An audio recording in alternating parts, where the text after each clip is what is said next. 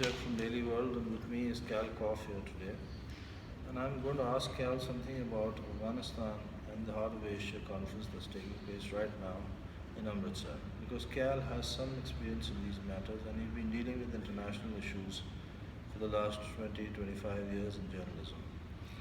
Kal, we have seen of late that India and Afghanistan have been coming closer on certain issues. But earlier, if you remember 10 years ago, it was the other way around. Pakistan was supposed to be the good guy. Now all of a sudden, Pakistan is the bad guy. And Afghanistan, which was very close to Pakistan and the USA, now feels that it's the other way around. India is supposed to be the better guy to be talking to. What has brought about the sudden change in Afghanistan-Indian relations? The short answer is that over the course of essentially back to the 1990s, we have to remember that the group, the Taliban, was sponsored by and started essentially by Pakistan. Okay. Pakistan's objective was to never have a strong Afghanistan because they're Sunni Muslims, and on the other side of Afghanistan is Iran, which is an ideological enemy of Pakistan.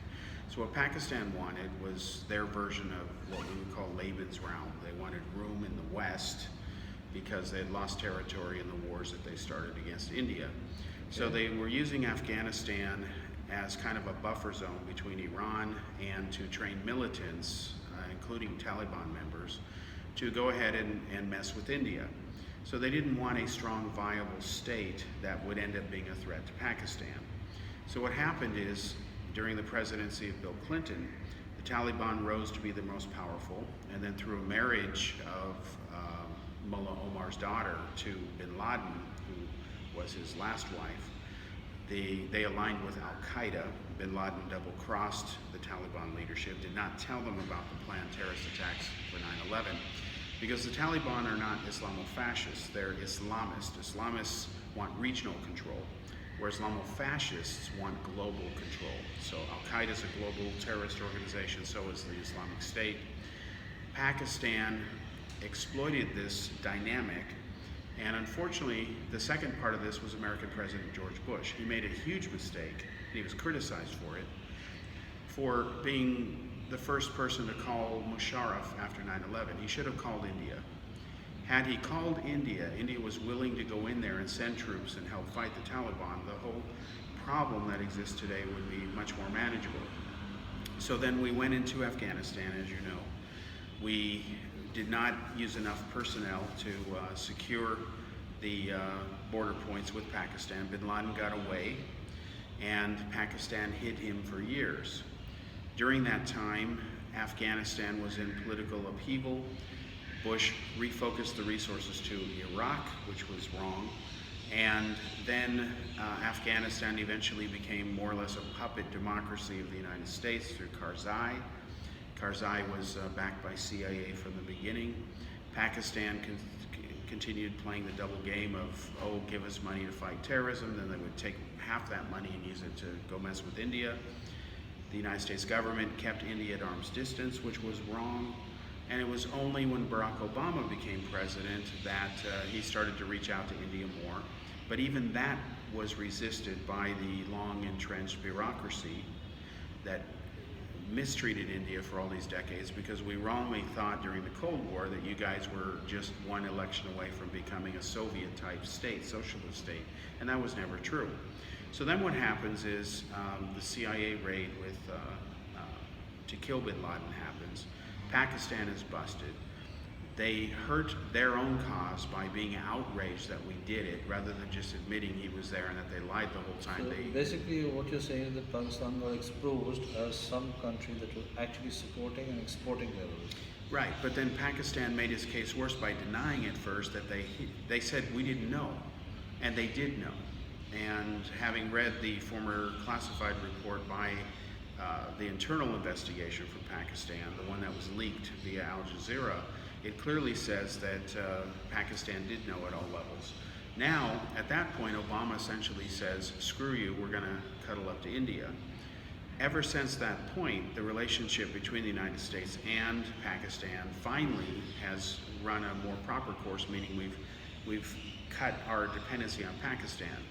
Now, Mullah Omar died a couple years later of diabetes in a hospital in Pakistan. He was there the whole time. Obama never said anything even though he knew, and shame on him. So now what's going on is this rather interesting dynamic in that India is working with the world community, and God bless them for doing it, to isolate Pakistan diplomatically over the issue of its continued support for terrorism. The problem is that in Afghanistan now, just as it's able to start getting the attention of the world community via this conference, where India is playing a key role, is that the Taliban are regaining control of territory they lost.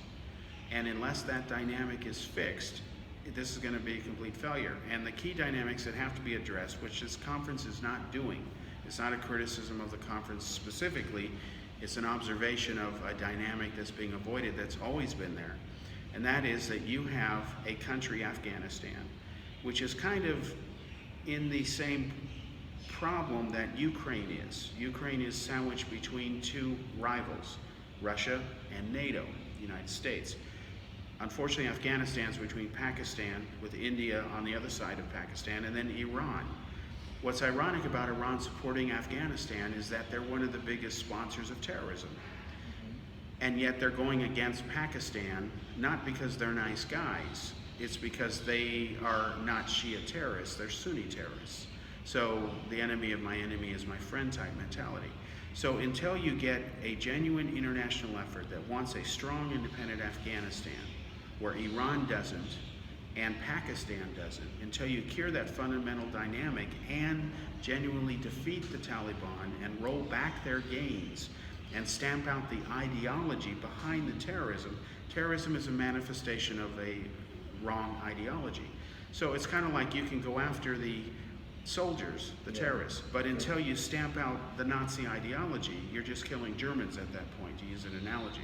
So that's what's missing on the conference, and I think it's going to take a few steps before it gets to that level of awareness. And the problem with the UN is that they're inconsistent on that issue. But what about Donald Trump? Do you feel that with Donald Trump coming in, there could be a change in the scene, and that India and the US could play a more proactive role in Afghanistan? Yes, and that's an excellent question and very timely, because that's the other wild card in the deck now. Because it's not Hillary Clinton who's going to be president, continuing the policies that she and Obama pushed on people when she was Secretary of State. Now you've got Donald Trump and his national security advisor. Before he got that job, appointed by Trump, he doesn't need to be approved by Senate, has told Pakistan, if you continue to support terrorism, we will cut off your funding. Well, we know Pakistan's going to continue to support terrorism. They're a deliberately failed country. No one's forcing Pakistan to misbehave the way they do. They choose to misbehave the way they do. So Trump now will have to deliver on his rhetoric, and he's going to have to take a different stand, or this thing will just loop back on itself and continue ad infinitum, which is going to help nobody. India, on the other hand, needs a consistent, reliable partner it can count on that includes the international community as well as the United States. If the United States is inconsistent, which is what it has been in the past, India is wasting its time. Everyone's wasting their time. So Trump has to take it up a notch in ways that Obama refused to do, and everyone has to address at the underlying doctrine and belief set that is driving terrorism, because if you don't address the root cause of a disease, you can't cure the disease. So basically what you're saying is that the Heart of Asia conference is just a very small step in the right direction, and without international support, there's very little India can do, right? Yeah, international support backed up by tangible action. Words don't do it. Words are meaningless, no matter who says them, unless they're always backed up by tangible action. And that's the next step. So yeah, everyone can give their fancy speeches, they're going to do that. Everyone's going to play to their home audience. Iran will come back and say, look what we did. But at the end of the day, you've got to have tangible action. Otherwise, it's just words. Thank you, Ken.